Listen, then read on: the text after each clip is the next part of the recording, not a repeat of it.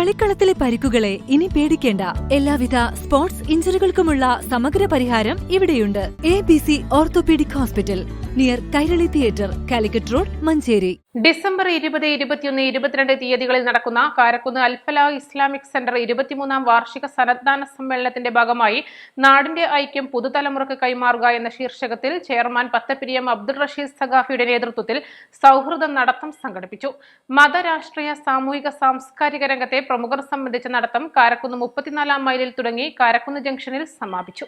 ഈ സൗഹൃദ നടത്തം നാടിന്റെയും സമൂഹത്തിന്റെയും സാംസ്കാരിക രാഷ്ട്രീയ രംഗങ്ങളിൽ പണ്ഡിതന്മാരും പ്രവർത്തകരും അണിനിരക്കുന്ന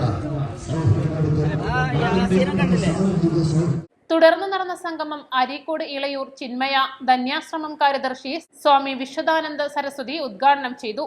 പത്തപ്പിരിയം അബ്ദുൾ റഷീദ് സഖാഫി അധ്യക്ഷത വഹിച്ചു. Alfala English school principal KM Shihabuddeen Naeemi, Abdurahiman Karakkunnu എന്നിവർ സംസാരിച്ചു.